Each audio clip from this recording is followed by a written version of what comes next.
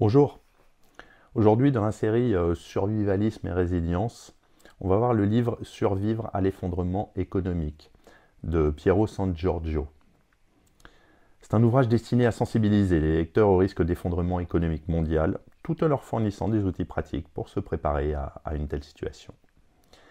C'est un ouvrage qui allie réflexion théorique sur les causes de l'effondrement à des solutions concrètes pour y faire face. L'auteur propose une vision réaliste, mais aussi pragmatique, de la survie dans un contexte où les systèmes économiques, sociaux et politiques pourraient s'effondrer. Je ne dis pas que c'est mon point de vue, je dis juste que c'est le résumé du livre. Donc Survivre à l'effondrement économique s'inscrit dans la lignée de nombreux livres de survie et de préparation, mais avec un accent particulier sur l'effondrement économique global, une thématique particulièrement pertinente dans un monde où les crises financières, les inégalités croissantes et l'instabilité géopolitique sont omniprésentes. Piero San Giorgio, dans son ouvrage, dépeint un monde en crise, où les sociétés pourraient se retrouver à devoir faire face à des ruptures brutales dans les systèmes économiques mondiaux. Le livre se divise en plusieurs grandes parties, chacune abordant un aspect de la préparation à cette crise et aux catastrophes potentielles qui peuvent en découler. Il explore, dans un premier temps, les causes profondes de l'effondrement économique, qu'il situe dans les dérives du système financier, la dette publique insoutenable, l'épuisement des ressources naturelles et la dépendance excessive à la consommation. L'auteur décrit ensuite comment la crise se manifesterait, en mettant l'accent sur les ruptures sociales, économiques et politiques qu'entraînerait un tel effondrement. Ce scénario catastrophe est détaillé avec un réalisme froid, et Piero San Giorgio ne cache pas l'ampleur des bouleversements à prévoir. Pénurie alimentaire, effondrement des services publics, dévaluation des monnaies et effritement du pouvoir des États. Vient ensuite la partie la plus pratique du livre, la préparation. L'auteur propose des stratégies pour se préparer à l'effondrement, en insistant sur l'importance de l'autonomie, de la résilience personnelle et communautaire. L'objectif est de réduire sa dépendance au système économique et de devenir capable de subvenir à ses besoins de base, nourriture, eau, énergie, sécurité.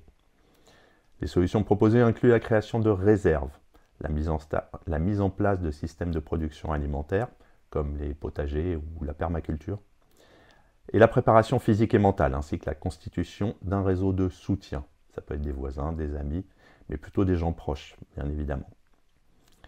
Proches en termes géographiquement parlant. Les conseils sont variés et vont de la gestion des ressources à la sécurité en passant par la planification à long terme. Il s'agit de se préparer non seulement à l'effondrement économique, mais aussi à l'effondrement des services publics et à l'instabilité sociale qui pourrait en découler. Enfin, l'auteur conclut sur la nécessité de comprendre que l'effondrement est non seulement un événement à prévoir, mais aussi une occasion de créer une nouvelle société basée sur des valeurs plus durables et plus humaines.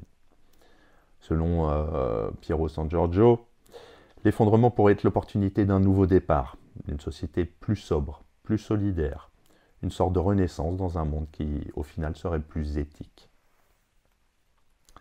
Donc si on analyse le livre, ça s'inscrit dans une tradition de pensée critique face à la mondialisation et l'idéologie du progrès économique sans fin. L'un des principaux arguments de l'auteur est que la crise économique est inévitable en raison de l'accumulation de dettes et de l'épuisement des ressources naturelles. Il met en lumière les faiblesses structurelles des sociétés modernes qui reposent sur des systèmes de production et de consommation qui, d'après lui, sont insoutenables. D'après lui et d'après beaucoup de monde. L'auteur adopte une perspective qui mélange des éléments de l'éco-survivalisme et de pragmatisme. Le survivalisme, selon lui, ce n'est pas un simple retour à des techniques archaïques, mais une préparation fondée sur des principes rationnels et logiques. Il soutient qu'il est crucial d'être en mesure de subsister sans dépendre du système économique global, un système qui juge de plus en plus vulnérable et instable. Le livre se distingue par sa capacité à aborder un sujet souvent perçu comme étant apocalyptique ou exagéré, de manière pragmatique. Au lieu de simplement craindre un effondrement, San Giorgio invite ses lecteurs à agir et à se préparer dans une approche très concrète en mettant l'accent sur des actions possibles à court et à long terme. Ces conseils sont aussi bien théoriques que pratiques, combinant des analyses de tendances globales avec des actions de survie individuelles et collectives.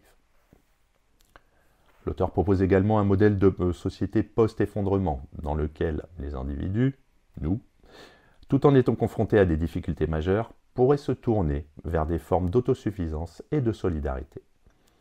Il défend l'idée que, loin d'être une simple survie, l'effondrement pourrait donner naissance à des communautés plus résilientes et plus coopératives. Pour conclure, c'est un ouvrage dense et détaillé qui s'adresse à ceux qui souhaitent comprendre les risques associés à l'effondrement des systèmes économiques mondiaux, mais aussi à ceux qui cherchent à se préparer à ce scénario. L'auteur réussit à mêler analyse, réflexion critique et conseils pratiques dans une approche cohérente et motivante. Si le livre peut sembler alarmiste à certains, il a le mérite de sortir du discours traditionnel des médias et de présenter des solutions concrètes à des problèmes globaux souvent ignorés. Il propose de prendre en main son destin et de ne pas attendre passivement une aide extérieure. Sa force réside dans sa capacité à offrir une vision à la fois réaliste et optimiste, en montrant que l'effondrement n'est pas une fatalité, mais un moment de réinvention et de renouveau. C'est donc une invitation à la réflexion et à l'action, un appel à la prise de conscience sur les dangers économiques mondiaux, et un guide pour ceux qui souhaitent, dès aujourd'hui, prendre des mesures pour assurer leur survie et leur indépendance dans un avenir qu'ils jugeraient incertain. Il s'inscrit dans une logique de préparation proactive, loin des simples prêches de peur, et devient un ouvrage essentiel pour toute personne désireuse de se préparer au monde de demain. À bientôt.